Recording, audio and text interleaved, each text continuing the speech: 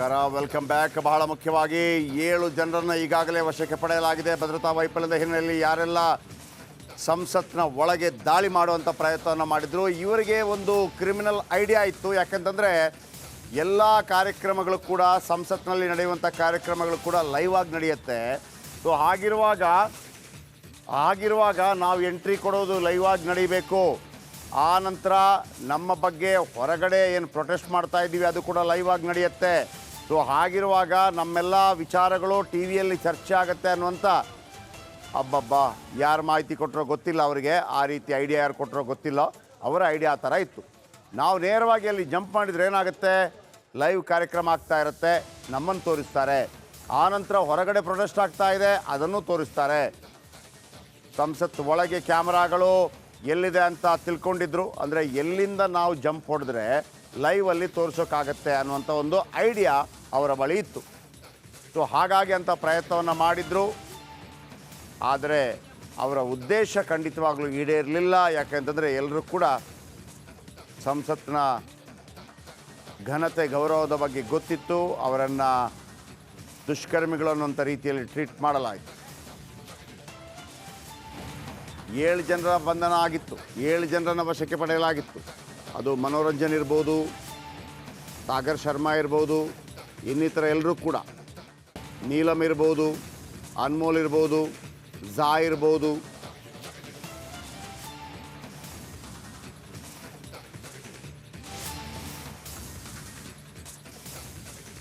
ಇನ್ನು ಆರೋಪಿಗಳಿಗೆ ಯಾವುದೇ ಕ್ರಿಮಿನಲ್ ಹಿನ್ನೆಲೆ ಇಲ್ಲ. ಅವರದ್ದೇ ಅಲ್ಲದೆ ಅವರ ವಿರುದ್ಧ ಗಂಭೀರ ಕ್ರಿಮಿನಲ್ ಕೇಸುಗಳು ಕೂಡ ಇಲ್ಲ. ಆರ್ಥಿಕ ಅಸಮಾನತೆ, ನಿರುದ್ಯೋಗದ ವಿರುದ್ಧ ಅವರ ಕೋಪ ಇತ್ತು.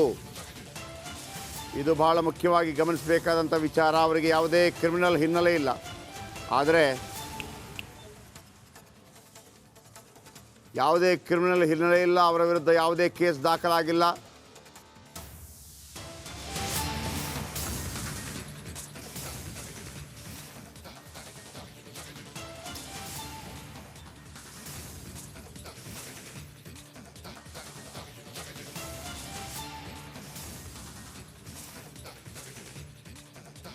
ಟಿ ವಿ ವಾಹಿನಿಗಳಲ್ಲಿ ಸಂಸತ್ ಕಲಾಪ ನೇರ ಪ್ರಸಾರ ಆಗುತ್ತೆ. ಈ ಬಗ್ಗೆ ಮಾಹಿತಿ ಅರಿತಿದ್ರು ಆರೋಪಿಗಳು. ನಾವು ಕೂಡ ಎಂಟ್ರಿ ಕೊಟ್ಟಾಗ ಈ ಮಾಹಿತಿಗಳು ಬರುತ್ತೆ ಅನ್ನುವಂಥದ್ದೊಂದು ಆಸೆ ಇತ್ತು ಅವರಿಗೆ. ಸಂಸತ್ ಒಳಗೆ ನುಗ್ಗುವ ಸನ್ನಿವೇಶ ಲೈವ್ ಮಾಡ ಬಯಸಿದ್ರು. ಟಿ ವಿ ವಾಹಿನಿಗಳಲ್ಲಿ ಸಂಸತ್ ಕಲಾಪ ನೇರ ಪ್ರಸಾರ ಆಗುತ್ತೆ. ಈ ಬಗ್ಗೆ ಮಾಹಿತಿ ಗೊತ್ತಿದ್ದ ಆರೋಪಿಗಳು ನಂತರ ತಾವು ರೆಕಾರ್ಡ್ ಮಾಡಿದ ವಿಡಿಯೋ ವೈರಲ್ ಆಗುತ್ತೆ, ಸಂಸತ್ ಹೊರಗೆ ಹೋರಾಟದ ವಿಡಿಯೋ ವೈರಲ್ ಆಗಲಿದೆ ಅನ್ನುವಂಥ ಒಂದು ಆಸೆ ಅವ್ರಿಗಿತ್ತು. ಆದರೆ ಅಂಥದ್ದು ಯಾವುದು ನಡೀಲಿಲ್ಲ.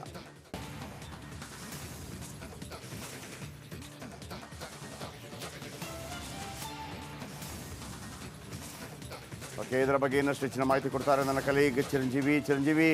ಏನೆಲ್ಲ ಆಗ್ತಾ ಇದೆ ಈಗ? ಇವತ್ತು 2 ಗಂಟೆ ತನಕ ಮುಂದೂಡಲ್ಪಟ್ಟಿದೆ. 3 ಮೀಟಿಂಗ್ ಆಗ್ತಾ ಇದೆ.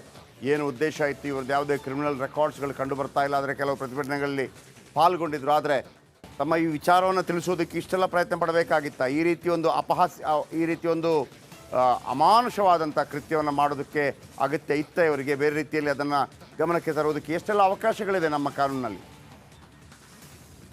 ಎಕ್ಸಾಕ್ಟ್ಲಿ ಶೆಟ್ರೆ, ಇಲ್ಲಿ ಒಂದಂತೂ ನಾವು ಗಮನಿಸಬೇಕು, ಇವ್ರಿಗೆ ಯಾರಿಗೂ ಕೂಡ ಒಂದು ಕ್ರಿಮಿನಲ್ ರೆಕಾರ್ಡ್ ಅಂತ ಇರಲಿಲ್ಲ.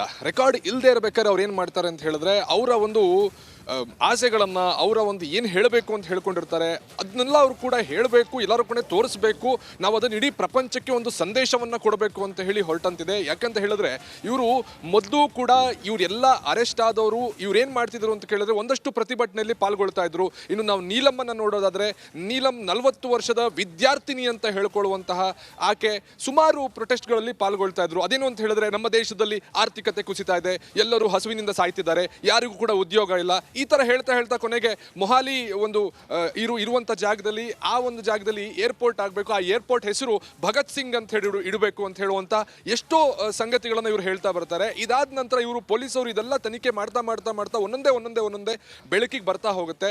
ಅದರಲ್ಲಿ ಒಂದು ಪೊಲೀಸರು ಯಾವುದೇ ಒಂದು ಪ್ರಕರಣವನ್ನ ಅದನ್ನ ಎಸ್ಟಾಬ್ಲಿಷ್ ಮಾಡಬೇಕಾದ್ರೆ, ಈ ಪ್ರಕರಣದಲ್ಲಿ ಸತ್ವ ಇದೆ ಅಂತ ತೋರಿಸಬೇಕಾದ್ರೆ ಅವ್ರು ತೋರಿಸಬೇಕಾಗಿರೋದು ಕಾನೂನು ಪ್ರಕಾರ ಮೆನ್ಸರಿಯಾ ಅಂತ ಹೇಳ್ತಾರೆ. ಮೆನ್ಸರಿಯಾ ಅಂದ್ರೆ ಏನು? ಅಪರಾಧಿಕ ಮನಸ್ಸು. ಸೊ ಈಗ ಅವರು ಎಲ್ಲ ಎಲ್ಲರೂ ಸೇರಿಕೊಂಡು ಈ ಒಂದು ಪಾರ್ಲಿಮೆಂಟ್ ಮೇಲೆ ಅಟ್ಯಾಕ್ ಮಾಡಬೇಕು, ಇದು ಒಂದು ಸಂದೇಶ ಆಗಬೇಕು ಮತ್ತು ನಮ್ಮ ಸಂದೇಶ ಇಡೀ ಪ್ರಪಂಚಕ್ಕೆ ಮುಟ್ಟಬೇಕು ಅಂತ ಹೇಳೋ ದೃಷ್ಟಿಯಲ್ಲಿ ಈ ಒಂದು ಅಪರಾಧವನ್ನ ಎಸಗಿದ್ದಾರೆ. ಅಂದ್ರೆ ಕ್ರಿಮಿನಲ್ ಐಡಿಯಾ ಅಥವಾ ಅಪರಾಧಿಕ ಮನಸ್ಸನ್ನ ಇವರಿಗೆ ಈ ಒಂದು ಆರೋಪಿಗಳಿಗೆ ಇದೆ ಅನ್ನೋದನ್ನ ಸದ್ಯಕ್ಕೆ ಮೊದಲನೇದಾಗಿ ಪ್ರಾಥಮಿಕವಾಗಿ ಇದನ್ನ ಅವರು ಪೊಲೀಸರು ಎಸ್ಟಾಬ್ಲಿಷ್ ಮಾಡಿದ್ದಾರೆ. ಇನ್ನು ನೆಕ್ಸ್ಟ್ ಪ್ರೊಸೀಜರ್ ಏನ್ ಮಾಡ್ತಾರೆ ಅಂತ ಹೇಳಿದ್ರೆ ಅವ್ರು ಎಲ್ಲಿಂದ ಬಂದ್ರು, ಏನ್ ಮಾಡಿದ್ರು, ಅವ್ರ ಹಿನ್ನೆಲೆಗಳನ್ನು ಎಲ್ಲವನ್ನ ಚೆಕ್ ಮಾಡ್ತಾ ಹೋದಾಗ ಯಾರಿಗೂ ಕೂಡ ಕ್ರಿಮಿನಲ್ ರೆಕಾರ್ಡ್ ಇಲ್ಲ ಅಂತ ಗೊತ್ತಾಗುತ್ತೆ. ಕ್ರಿಮಿನಲ್ ರೆಕಾರ್ಡ್ ಇದ್ರೆ ಅವರ ಬಿಹೇವಿಯರ್ ಹೇಗಿರುತ್ತೆ, ಅವ್ರು ಯಾವ ತರ ಪ್ಲಾನ್ ಮಾಡ್ತಾರೆ, ಅವ್ರು ಯಾವ ಸಂಘಟನೆಯವರು ಅಂತ ಹೇಳ್ಬೋದು. ಆದ್ರೆ ಈ ಒಂದು ಪ್ರಕರಣದಲ್ಲಿ ಯಾರಿಗೂ ಕೂಡ ಕ್ರಿಮಿನಲ್ ಹಿನ್ನೆಲೆ ಇಲ್ಲದಿರುವ ಕಾರಣ ಮೊದಲು ಪೊಲೀಸ್ ಅವರು ಎಸ್ಟಾಬ್ಲಿಷ್ ಮಾಡಬೇಕಾಗಿದ್ದು ಅಪರಾಧಿಕ ಮನಸ್ಸು ಇದೆಯೋ ಇಲ್ವೋ ಅಂತ ಹೇಳಿ. ಅಪರಾಧಿಕ ಮನಸ್ಸು ಒಂದು ಕೃತ್ಯದಲ್ಲಿ ಇದೆ ಅಂತ ಹೇಳಿದ್ರೆ ಅವನು ಆ ಒಂದು ತನಿಖೆಗೆ ಮತ್ತು ಆ ಒಂದು ಪ್ರಕರಣಕ್ಕೆ ಅವನು ಅರ್ಹ, ಆ ಒಂದು ಪ್ರಕರಣದಲ್ಲಿ ಅವನನ್ನ ವಿಚಾರಣೆ ಮಾಡಬಹುದು ಅಂತ ಹೇಳಿ ಕೋರ್ಟ್ ಹೇಳುತ್ತೆ. ಈ ಕಾರಣಕ್ಕೋಸ್ಕರ ಅಪರಾಧಿಕ ಮನಸ್ಸನ್ನ ಹುಡುಕಿದ್ದಾರೆ, ಪೊಲೀಸ್ ಅವರಿಗೆ ಸಿಕ್ಕಿದೆ ಅಪರಾಧಿಕ ಮನಸ್ಸು ಅಂತ ಹೇಳ್ಬೋದು. ಶೆಟ್ರೆ, ಓಕೆ, ಥ್ಯಾಂಕ್ ಯು ನಿಮ್ಮೆಲ್ಲ ಮಾಹಿತಿಗಾಗಿ.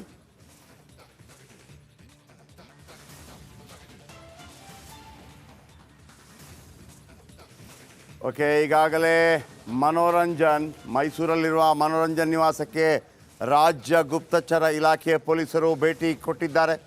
ಈಗಾಗಲೇ ಆಂತರಿಕ ಭದ್ರತಾ ಪಡೆ ದೆಹಲಿಯಿಂದ ಮತ್ತು ರಾಷ್ಟ್ರದ IB ಗುಪ್ತಚರ ಇಲಾಖೆ ಈಗಾಗಲೇ ಭೇಟಿ ಕೊಟ್ಟಿತ್ತು. ಈಗ ಮನೋರಂಜನ್ ಕುಟುಂಬಸ್ಥರಿಂದ ಮಾಹಿತಿ ಪಡೆದ ಖಾಕಿ ಪಡೆ ಸುಮಾರು 1 ಗಂಟೆಗೂ ಹೆಚ್ಚು ಕಾಲ ಮನೆಯಲ್ಲಿ ತಪಾಸಣೆ. ಸುಮಾರು ಕೇಂದ್ರ ಮತ್ತು ರಾಜ್ಯ ಗುಪ್ತಚರ ಇಲಾಖೆ ಅಧಿಕಾರಿಗಳ ಪರಿಶೀಲನೆ ಆಗ್ತಾ ಇದೆ. ಮಾಹಿತಿ ಸಂಗ್ರಹಿಸಿ ಕೇಂದ್ರಕ್ಕೆ ರವಾನೆ ಮಾಡ್ತಾರೆ. ಅದರ ದೃಶ್ಯಾವಳಿಗಳನ್ನು ನೀವು ಗಮನಿಸಬಹುದು. ಮೈಸೂರಿನಲ್ಲಿ ಭಾಳ ಮುಖ್ಯವಾಗಿ ಈ ಅಟ್ಯಾಕ್ ಏನಿದೆ, ಕರ್ನಾಟಕದಲ್ಲಿ ಇಷ್ಟೊಂದು ಮಹತ್ವ ಆಲ್ರೆಡಿ ಮಹತ್ವ ಪಡೆದುಕೊಳ್ಳುತ್ತೆ. ಆದರೆ ಕರ್ನಾಟಕದ ಮೈಸೂರಿನವ ಮತ್ತು ಕರ್ನಾಟಕದ ಸಂಸದರ ಮುಖಾಂತರ ಅವರು ಎಂಟ್ರಿ ಕೊಟ್ಟರು ಅಂತ ಹೇಳುವಾಗ ಇಡೀ ಕರ್ನಾಟಕದಾದ್ಯಂತ ಜನ ದಿಗ್ಭ್ರಮೆಗೊಂಡರು. ಯಾಕಂದರೆ 540ಕ್ಕಿಂತಲೂ ಹೆಚ್ಚು ಸಂಸದರಿದ್ದಾರೆ, ಅದರಲ್ಲಿ ಕರ್ನಾಟಕದ ಸಂಸದರ ಮೂಲಕ ಹೋದರು ಅಂತ ಹೇಳುವಾಗ ವಿಶೇಷವಾಗಿ ಮೈಸೂರು ಬೆಂಗಳೂರಿಗೆ ಹತ್ತಿರ ಮತ್ತು ಮೈಸೂರು ಒಂದು ರೀತಿಯಲ್ಲಿ ಸಾಂಸ್ಕೃತಿಕ ರಾಜಧಾನಿ. ಮೈಸೂರು ಸಂಸದ ಪ್ರತಾಪ್ ಸಿಂಹ ಅವ್ರಿಗೂ ಕೂಡ ಅವರದ್ದೇ ಆದಂಥ ಒಂದು ಪಾಪ್ಯುಲಾರಿಟಿ ಇದೆ. ನೋಡಿ, ನೀವೀಗ ಗಮನಿಸ್ಬೋದು, ಕೇಂದ್ರ ಮತ್ತು ರಾಜ್ಯ ಗುಪ್ತಚರ ವಿಭಾಗದ ಅಧಿಕಾರಿಗಳು, ಗುಪ್ತಚರ ಇಲಾಖೆ ಅಧಿಕಾರಿಗಳು ಭೇಟಿ ಕೊಟ್ಟು ಪರಿಶೀಲನೆ ನಡೆಸ್ತಾ ಇದ್ದಾರೆ. ನಿನ್ನೆ ರಿಪಬ್ಲಿಕ್ ಕನ್ನಡದಲ್ಲಿ ಮನೋರಂಜನ್ ಅವರ ತಂದೆಯ ಎಕ್ಸ್ಕ್ಲೂಸಿವ್ ಮಾತನ್ನು ನೀವು ಕೇಳಿದ್ರಿ. ನನ್ನ ಮಗ ಇಂಜಿನಿಯರಿಂಗ್ ಪದವೀಧರ, ಅಂದರೆ ಯಾರು ಕಷ್ಟದಲ್ಲಿರೋರಿಗೆ ಸಹಾಯ ಮಾಡುವಂಥ ಗುಣ ಹೊಂದಿದ್ದ ಅನ್ನುವಂಥ ಮಾತುಗಳೆಲ್ಲ ಕೇಳಿ ಬರ್ತಾ ಇತ್ತು. ಅತ್ಯದ್ಭುತ ಪುಸ್ತಕ ಓದ್ತಾನೆ ಅನ್ನುವಂಥ ಮಾತುಗಳಿತ್ತು. ಓಕೆ, ಇದೀಗ ದಿವಿತ್ ನನ್ನೊಂದಿಗೆ ನೇರ ಸಂಪರ್ಕದಲ್ಲಿದ್ದಾರೆ. ಎಸ್ ದಿವಿತ್, ಲೇಟೆಸ್ಟ್ ಅಪ್ಡೇಟ್ ಏನಿದೆ?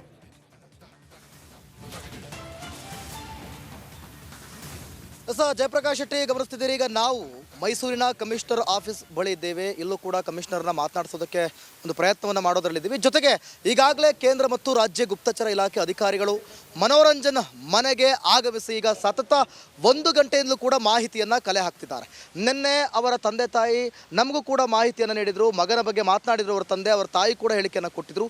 ಈಗ ಬಹಳ ತನಿಖೆ ಚುರುಕುಗೊಂಡಿದೆ ಅಂತಲೇ ಹೇಳ್ಬೋದು. ಗುಪ್ತಚರ ಇಲಾಖೆ ಅಧಿಕಾರಿಗಳು ಮತ್ತು ಪೊಲೀಸ್ನವರು ಎಲ್ಲರೂ ಹೋಗಿ ಅಲ್ಲಿ ಈಗ ಮಾಹಿತಿಯನ್ನು ಕಲೆ ಹಾಕುವಂಥ ಕೆಲಸವನ್ನು ಮಾಡ್ತಿದ್ದಾರೆ, ತನಿಖೆ ಮಾಡ್ತಿದ್ದಾರೆ. ಸತತ 1 ಗಂಟೆಯಿಂದಲೂ ಕೂಡ ಮಾಹಿತಿಯನ್ನು ಕಲೆ ಹಾಕಿ ಕೇಂದ್ರ ಇಲಾಖೆಗೆ ಅದನ್ನು ಕಳಿಸ್ಕೊಡುವಂಥ ಕೆಲಸವನ್ನು ಮಾಡ್ತಿದ್ದಾರೆ. ಅಂತಂದರೆ ಮನೋರಂಜನ್ ಈಗ ಅವನಿಗೆ 34 ವರ್ಷದ ಸ್ಥಿತಿಯಲ್ಲಿ ಅವನು ಯಾವ ರೀತಿ ಇದ್ದ, ಅವನ ಉದ್ದೇಶ ಏನಿತ್ತು, ಅವನ ಕೆಲಸ ಏನಿಲ್ಲದೆ ಹೋದರೂ ಕೂಡ ಅವನು ಸಮಾಜಕ್ಕೋಸ್ಕರ ಏನು ಮಾಡಬೇಕು ಅಂತಿದ್ದ, ಎಲ್ಲವನ್ನೂ ಕೂಡ ಕಲೆ ಹಾಕಿದ್ದಾರೆ. ಜೊತೆಗೆ ಆತನ ಪೂರ್ವ ಹಿನ್ನೆಲೆ ಏನು, ಮುಂಚೆ ಅವನು ಓದ್ತಿದ್ದಂಥ ಶಾಲೆಗಳಾಗಿರ್ಬೋದು, ಕಾಲೇಜ್ಗಳಾಗಿರ್ಬೋದು, ಅಲ್ಲಿ ಅವನು ಯಾವ ರೀತಿ ಇದ್ದ, ಅಲ್ಲಿ ಅವ್ರಿಗೆ ಯಾರು ಟೀಚರ್ಸ್ ಇದ್ದರು, ಗುರುಗಳು ಯಾರಿದ್ರು, ಅವನ ಫ್ರೆಂಡ್ಸ್ ಯಾರಿದ್ರು, ಪ್ರತಿಯೊಂದನ್ನು ಕೂಡ ಈ ಹಿನ್ನೆಲೆಯನ್ನು ಎಲ್ಲವನ್ನೂ ಕೂಡ ಕಲೆ ಹಾಕುವಂಥ ಕೆಲಸವನ್ನು ಮಾಡ್ತಿದ್ದಾರೆ.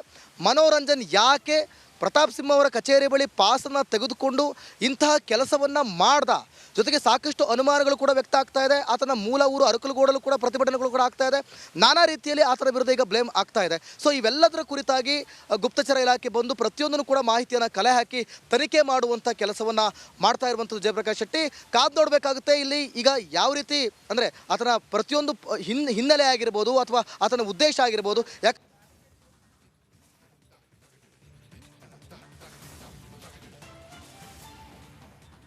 ಹಾಗೆ ಈಗಾಗಲೇ ಗುಪ್ತಚರ ಇಲಾಖೆ ಅಧಿಕಾರಿಗಳು ದೊಡ್ಡ ಮಟ್ಟದಲ್ಲಿ ಅಲ್ಲಿ ತನಿಖೆಯನ್ನು ಆರಂಭಿಸಿದ್ದಾರೆ, ವಿಚಾರಣೆಯನ್ನು ಆರಂಭಿಸಿದ್ದಾರೆ. ಇದರ ಲಿಂಕ್ ಏನು ಅಂತ ಭಾಳ ಮುಖ್ಯವಾಗಿ ಗಮನಿಸಬೇಕಾಗಿರೋದು ಲಿಂಕ್ ಏನು ನೋಡಿ. 2001ರಲ್ಲಿ ನಡೆದಂಥ ಘಟನೆ ಇದೆಯಲ್ಲ, ಅದರಲ್ಲಿ ಜೈಷ್ ಎ ಮೊಹಮ್ಮದ್ ಸಂಘಟನೆ ಮತ್ತು ಲಷ್ಕರ್ ಎ ತೈಬಾ ಮತ್ತು ಜೈಷ್ ಎ ಮೊಹಮ್ಮದ್ ಸಂಘಟನೆ, ಭಯೋತ್ಪಾದಕ ಸಂಘಟನೆ ಭಾಗಿಯಾಗಿತ್ತು. ಈ ಬಾರಿ ಅಂಥದ್ದು ಕಂಡು ಬರ್ತಾ ಇಲ್ಲ. ಆದರೆ ಇದರ ಹಿಂದೆ ಯಾರಿದ್ದಾರೆ, ಇಂಥ ಪ್ಲ್ಯಾನ್ ಯಾರು ಮಾಡ್ತಾರೆ, ಇದೆಲ್ಲವೂ ಕೂಡ ಕಾಣಬೇಕಾದ್ದು. ಯಾಕಂದರೆ ಇದು ಕೇವಲ ರಾತ್ರಿಯೆಲ್ಲೋ ಕೂತಿರ್ತಾರೆ, ಊಟ ಮಾಡ್ತಾ ಇದ್ದಾರೆ, ಬೆಳಿಗ್ಗೆ ಎದ್ದು ಹೋಗೋಣ, ಜಂಪ್ ಮಾಡೋಣ, ಹಂಗಲ್ಲ.